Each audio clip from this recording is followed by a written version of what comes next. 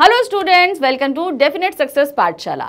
आज की पाठशाला मैं अपने वादे के मुताबिक लेकर आई हूँ। मैंने लास्ट जो सेशन लिया था वो था हमारा समास का, हमने उसे कंप्लीट कर लिया, लेकिन अभी भी ये बहुत सारे डाउट हैं कि समास को कैसे पहचानना है, क्या करना है। तो देखिए, जैसे हमें मैथ्स में जब हम कोई क्वेश्चन करना सीख जाते हैं तो हमें प्रैक्टिस करनी पड़ती है। सेम हिंदी में ग्रामर के साथ है, यानी कि व्याकरण में आप जितनी प्रैक्टिस करोगे आप उसमें उतना परफेक्ट होगे। तो चलिए, ये प्रैक्टिस सेशन मैं आपके उन्हीं स्टूडेंट्स के लिए लेकर आई हूँ जिनको ये लग रहा है अभी भी कुछ डाउट है, ये कैसे होगा वो कैसे होगा, तो कुछ प्रैक्टिस करनी है। क्वेश्चन आपके सामने लेकर आऊंगी, बाद में आंसर भी लाऊंगी, लेकिन उससे पहले ही आपको आंसर अपने आप खोजना है और चेक करो कि यहाँ पर पूरे 40 क्वेश्चंस लेके आई हूँ। 21 तरीके के हैं और आप पूरी नंबर एक पेपर पेन ले लो, लेकर बैठ जाओ और उसमें नोट डाउन करो कि आपने कौन से सवाल का जवाब सही दिया है और कौन से सवाल का जवाब गलत दिया है। ये अब आपको खुद अपने आप वैल्यूएट करना है, ठीक है। तो इससे आप अपने आप से चीटिंग भी नहीं कर पाओगे और सही तरीके से आंसर दे पाएंगे। चलिए, यहां पर हमारे सामने पहला प्रश्न क्या आ रहा है, निम्नलिखित समस्त पदों का विग्रह कीजिए और समास के नाम लिखिए। अब हमारे सामने करीबन 20 क्वेश्चन आने वाले हैं, 20 ऐसे शब्द आने वाले हैं जिनका हमें पहले विग्रह करना है और फिर उसका समास बताना है, ठीक है। अब यहां पर क्या है, कर्म भूमि, इसका विग्रह करेंगे। अब आपको इतना टाइम है और अगर आपको टाइम नहीं मिल रहा है तो वीडियो को पॉज करो और आंसर दो और फिर उसके बाद मेरे दिए गए आंसर को जवाब में देखना सही है या गलत। तो जब कभी भी आपके पास इस तरह का सवाल आए जहां पर आपके पास समस्त पद दिया गया है और आपसे पूछा जाएगा कि ये समास क्या है, तो उसका पहला नियम हमेशा समझ लेना कि जब तक विग्रह नहीं करोगे समास का नाम पता नहीं कर सकते हो, ठीक है। तो अब जैसे कर्म भूमि है, तो इसका जब विग्रह करोगे तो क्या होगा, ये होगा कर्म की भूमि और विग्रह यहां पर होगा संबंध, चूंकि यहां पर की लगा है, की जहां लगा होता है वहां पर क्या होता है, का की के संबंध तत्पुरुष समास, ठीक है। फटाफट करना है क्योंकि एमसीक्यूज में हमें टाइम नहीं देना है। समास समझाने के लिए मैंने बहुत टाइम लिया, आपको बहुत लंबा और अच्छे से समझाया, आंसर देते समय नहीं लगना चाहिए। नेक्स्ट आती हूं ऋण मुक्त, तो क्या होगा, ऋण से मुक्त। अब चूंकि यहां से आया तो यहां पर वो ऋण से मुक्त हो रहा है अर्थात अलग हो रहा है, तो क्या होगा यहां पर अपदान तत्पुरुष समास, ठीक है। चलिए देखें क्या है, ऋण से मुक्त अपदान तत्पुरुष समास। नेक्स्ट आते हैं राजीव लोचन, ठीक है, राजीव लोचन यानी कि राजीव के समान लोचन, ठीक है। तो यहां पर इसका विग्रह पर ही डिपेंड करेगा, राजीव जैसे लोचन, तो यहां पर होगा कर्मधारय समान। आंखों की विशेषता क्या है, आंख किसके समान है, वो है राजीव के समान अर्थात चंद्रमा के समान, तो सही यहां पर क्या होगा, कर्मधारय समास। और अच्छा, इसमें आप ये चीज बता सकते हो कि इसमें विशेषण विशेष है कि उपमेय और उपमान है। अब मैंने आपको बताया था जहां पर के समान और जैसा जैसा विग्रह लगा हो वहां हमेशा आपका क्या होगा, उपमेय उपमान होगा, क्योंकि यहां पर एक की समानता के लिए दूसरे शब्द को बताया जा रहा है। यहां पर विशेषण विशेष नहीं है कि एक शब्द की विशेषता दूसरे में बताई जा रही, यहां पर एक शब्द को दूसरे शब्द के साथ कंपेयर किया जा रहा है। यहां पर जो आंख है उनकी समानता किससे की जा रही है, राजीव से की गई है, हाँ? नेक्स्ट है क्रोधाग्नि, क्रोध की अग्नि, तो कौन सा हुआ जाके, कर्मधारय समास, क्रोध रूपी अग्नि। यहां पर क्रोध को किसके समान बताया जा रहा है, आग के समान बताया जा रहा है। जैसे क्रोध जो है वो में कैसे लोग तड़पने लगते हैं, अग्नि के समान, तो क्रोध रूपी अग्नि, यहां पर क्रोध की विशेषता है कि वो आग के समान लग रहा है, तो ये होगा कर्मधारय समास। नेक्स्ट आते हैं त्रिनेत्र। त्रिनेत्र क्या है, पहला पद संख्यावाची है और वो दूसरे पद की संख्या को बता रहा है, लेकिन तब भी ये द्विगु समास में नहीं आएगा, ये डिपेंड करता है आपके विग्रह से। यहां पर हमें त्रिनेत्र हमेशा बहुव्रीहि समास में ही जाएगा, क्योंकि त्रिनेत्र सिर्फ एक है, वो है शिव, ठीक है ना। तो यहां पर अगर इसका हम विग्रह करेंगे तो क्या है, 3 नेत्र हैं जिसके अर्थात शिव जी, ये होगा आपका बहुव्रीहि समास। पहला पद संख्यावाची देखकर ये मत सोच लेना कि ये द्विगु समास है, क्योंकि पूर्ण पद जो आप देख रहे हो त्रिनेत्र, ये विश्व में सिर्फ एक है, वो है शिव, इसलिए ये बहुव्रीहि समास में ही जाएगा। कार्य कुशल, कार में कुशल, कौन सा आएगा समास? अधिकरण तत्पुरुष समास। देखिए, कार्य में कुशल, अधिकरण तत्पुरुष समास। नेक्स्ट आते हैं भारत भूमि, भारत की भूमि। तो यहां पर क्या होगा आपका? संबंध तत्पुरुष समास, क्योंकि की लगा है, की संबंध तत्पुरुष में आता है। नेक्स्ट है काली मिर्च, मिर्च की क्या विशेषता है? वो काली है। तो यहां पर क्या है? काली है जो मिर्च, अर्थात कर्मधारय समास हुआ ना जाके, काली है जो मिर्च, क्या हुआ? कर्मधारय समास। नेक्स्ट आते हैं कनक लता, कनक मतलब सोना, सोने जैसी लता, ठीक है, सोने जैसी लता। तो यहां पर क्या हो जाएगा आपका? कर्मधारय समास। कनक मतलब सोना, तो यहां पर कोई लता यानी कि बेल जो है वो कैसी है? स्वर्ण के समान चमक रही है, इसलिए उसे कनक लता कहा गया है। तो यहां पर हुआ कनक रूपी लता या सोने जैसी लता। तो ये है कर्मधारय समास। नेक्स्ट आते हैं कमल नयन, कमल के समान नयन, ठीक है, क्या है? कमल के समान नयन। तो यहां पर क्या हुआ? कमल जैसे नयन, कर्मधारय समान। कमल जैसे नयन या कमल के समान नयन, कुछ भी दे दो। तो यहां पर नयन की क्या विशेषता है? वो कमल के समान है, विशेषण विशेष्य है। तो यहां पर क्या हो जाएगा आपका? कर्मधारय समास। बाढ़ ग्रस्त, बाढ़ से ग्रस्त। तो यहां कौन सा है? करण तत्पुरुष समास। देखिए सही आएगा, ये देखिए, बाढ़ से ग्रस्त, करण तत्पुरुष समास। जैसे फटाफट मैं कर रही हूं ना, ऐसी फटाफट करने की आपको आदत डालनी, क्योंकि एग्जाम में समय ज्यादा नहीं मिलना है।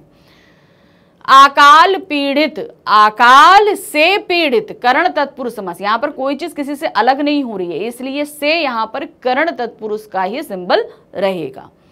नेक्स्ट है कृपा पात्र, क्या है? कृपा पात्र। तो यहां पर क्या है? कृपा का पात्र। तो का होने की जगह पे यहां पे क्या हो जाएगा? संबंध तत्पुरुष समास। सेना नायक, सेना का नायक, क्या है? सेना का नायक, संबंध तत्पुरुष समास। सेना नायक यानी कि सेना का नायक, संबंध तत्पुरुष समास आएगा। नेक्स्ट है सत्यार्थी, क्या है? सत्यार्थी, सत्य को चाहने वाला, ठीक है, सत्य को चाहने वाला, तत्पुरुष समास। अब यहां पर कौन सा समास आएगा? को लगा है, देखिए यहां पर। तो यहां तत्पुरुष समास, को कौन से कारक का चिन्ह है? कर्ता ने कर्म को, तो ये कौन सा समास हुआ? कर्म तत्पुरुष समास, ठीक है, इसी तरह निकालना है आपको।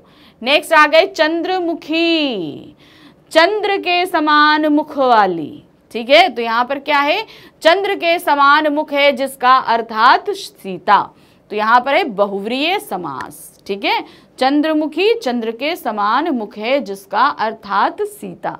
और अगर इसका विग्रह होता है चंद्र के समान मुख, तो वो आपका कर्मधारय में चला जाएगा, अर्थात सीता दे दिया, इसलिए ये बहुव्रीहि में आ गया। त्रिफला क्या होगा? त्रिफला, तीन फलों का समाहार, आपका क्या हुआ यहाँ पर? दिगु समास। देखिए, तीन फलों का समाहार अर्थात दिगु समास। नेक्स्ट है सचिवालय, सचिव का आलय, क्या है? सचिवालय यानी कि सचिव का आलय, जैसे हम सेक्रेटरीएट कहते हैं, सेक्रेटरी जहां पर बैठता है, तो वो होता है संबंध तत्पुरुष, क्योंकि आका लगा हुआ है, ठीक है। प्रधानमंत्री, मंत्री में जो प्रधान है, तो ये होगा आपका कर्मधारय। प्रधान है जो मंत्री, क्या है? प्रधान है। मंत्रियों में भी जो प्रधान है, भाई मंत्री तो बहुत सारे होते हैं, लेकिन उनमें भी जो प्रधान होता है उसे हम बोलते हैं प्रधानमंत्री। तो ये होता है कर्मधारय समास। पंचवटी क्या होगा?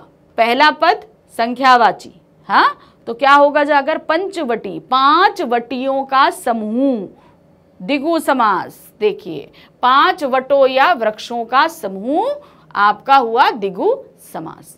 तो समझ में आया? अभी हमारे पास में समस्त पद दिया था, हमने उसका क्या किया? विग्रह किया और समास का नाम बताया। अब थोड़ा सा फर्क हो जाएगी कहानी। 20 क्वेश्चन हो गए ना, अब फर्क कैसे कहानी होगी? देखिए यहाँ पर नीचे दिए गए विग्रहों के लिए सामासिक पद लिखते हुए समास का नाम लिखिए। अब हमारे पास विग्रह दिए गए हैं, अब हमें क्या बनाना है? समास बनाना है, समस्त पद बनाना है और उसके नाम लिखने हैं। कैसे, जैसे है राह के लिए खर्च। अब यहाँ पर के लिए लगा है तो क्या हो जाएगा, के लिए जब हम जब समस्त पद बनाएंगे तो हमें वो विभक्ति हटा देनी होगी, तो राह खर्च हो जाएगा। के लिए लगा है तो ये क्या है, तत्पुरुष समास है। कौन सा समास, संप्रदान तत्पुरुष समास। तो देखिए नीचे क्या आता है, राह खर्च है, बीच की विभक्ति हटाई, के लिए लगा था इसलिए यहां पर हुआ संप्रदान तत्पुरुष समास। नेक्स्ट आते हैं, कमल जैसे नयन है जिसके, अर्थात श्री राम। तो यहां पर इसका अगर हम समस्त पद बनाते हैं तो वो हुआ कमल नयन।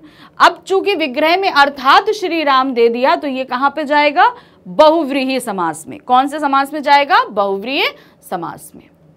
नेक्स्ट आते हैं, जितना शीघ्र हो, क्या है, जितना शीघ्र हो, शीघ्रातिशीघ्र, शीघ्रातिशीघ्र। तो ये हमारा कहां पर जाएगा, अव्यय भाव समास में। यथाशीघ्र या शीघ्रातिशीघ्र कुछ भी आप लिख दो, तो यहां पर जितना हमने दे दिया यथाशीघ्र, तो ये अव्यय भाव समास में जाएगा। अगर हम शीघ्रातिशीघ्र देते हैं तो शीघ्र शब्द 2 बार आया, अव्यय भाव समास में हो गया। यथाशीघ्र दिया तो पूर्व पद अव्यय हो गया, लेकिन बनेगा ही क्या आपका, अव्यय भाव समास। जैसा संभव हो, अब इसका क्या समस्त पद बनेगा, इसका समस्त पद बनेगा आपका यथा संभव, और निकला जाके क्या, अव्यय भाव, क्योंकि पूर्व पद हमने क्या कर दिया, अव्यय। ठीक है, जैसा संभव हो, यथा संभव। नेक्स्ट है, रसोई के लिए घर। तो इसका समस्त पद बनेगा रसोई घर, और के लिए हम क्या करेंगे, अगर हटा देंगे तो के लिए किस कारक की पहचान है, वो है आपकी संप्रदान कारक की, और ये होगा संप्रदान तत्पुरुष समास।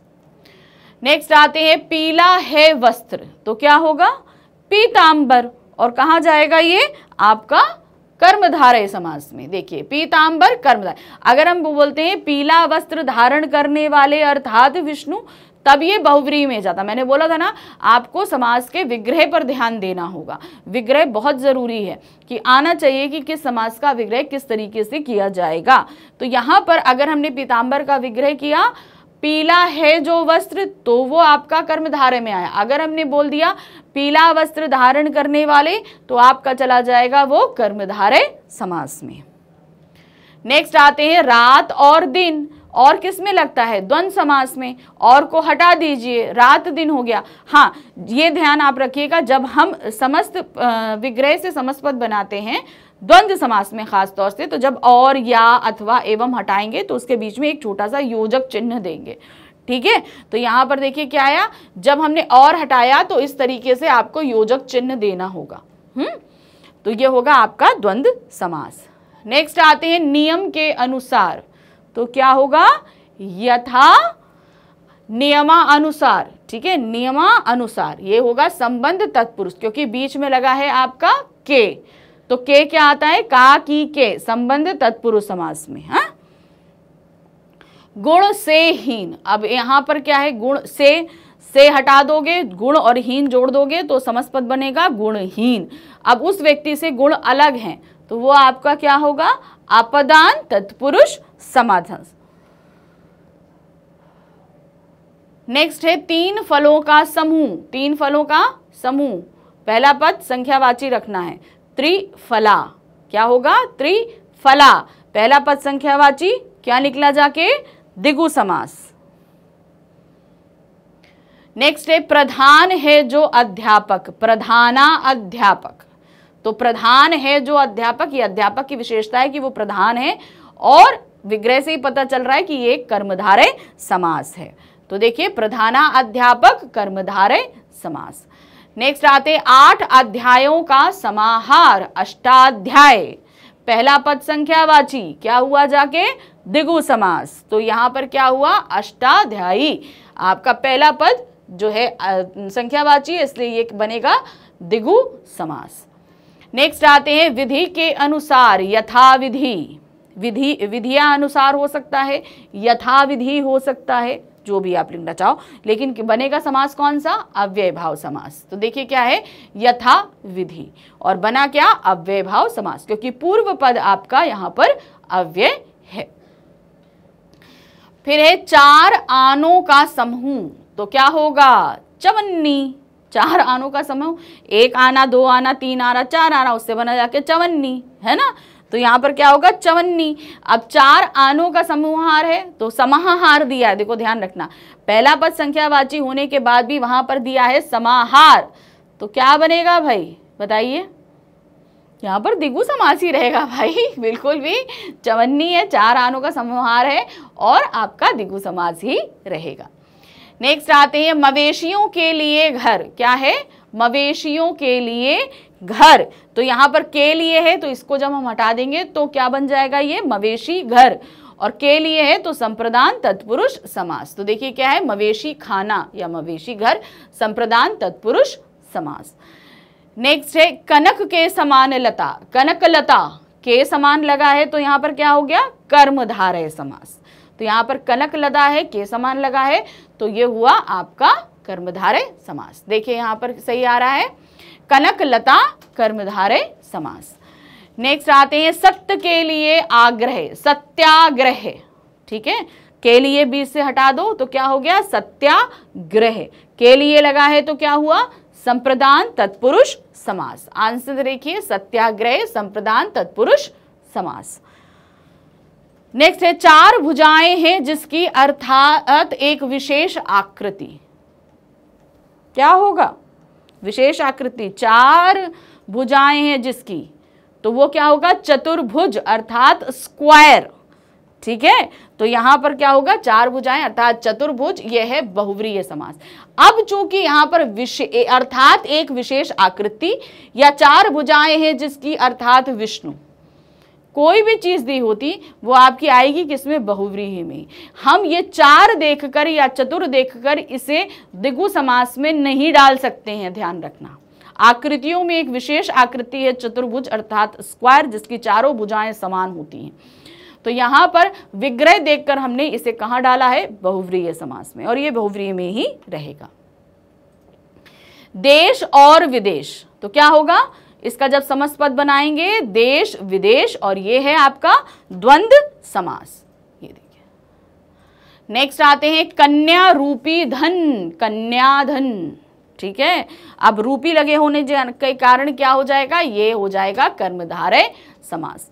कन्या धन अर्थात कन्या रूपी धन, कन्या के धन जो कन्या जो है वो एक धन के समान है, तो ये हुआ आपका कर्मधारय समास। तो इस तरीके से यहाँ पर हमने खत्म किए अपने ये अभ्यास कार्य। जितनी तरीके से मैंने फटाफट आपको सारी चीज़ें समझाकर एक्सरसाइज कराई है, इसी तरीके से आपको एग्जाम में भी करना है, और ये स्पीड पकड़ने के लिए आपको थोड़ी प्रैक्टिस करनी पड़ेगी। व्याकरण की प्रैक्टिस किए बगैर एग्जाम में मत पहुँचना, मैं अभी भी बोल रही हूँ, नहीं तो 16 मार्क्स का जो आपका जो आ रहा है व्याकरण, उसमें आपको 1 नंबर नहीं मिलेगा। बिना प्रैक्टिस के बैठना नहीं, कि जितना हो सके कम से कम नहीं तो 50 से 100, मतलब मान के चलो मिनिमम 100 क्वेश्चन जो हैं MCQs के आपको हर एक टॉपिक पर सॉल्व करने ही करने हैं, और तब आप उसके लिए परफेक्टली रेडी होगे, ये ध्यान रखना, ठीक है। तो यहाँ पर हमारा समास का जो टॉपिक है वो हमने पूरी तरीके से क्लियर कर दिया। इसके MCQs आपके लिए मैं लाइव लेकर आऊँगी ताकि आपको मैं ज़्यादा तरीके से अच्छे से क्लियर कर सकूँ। तो मिलते हैं next time. Thank you for watching, bye bye.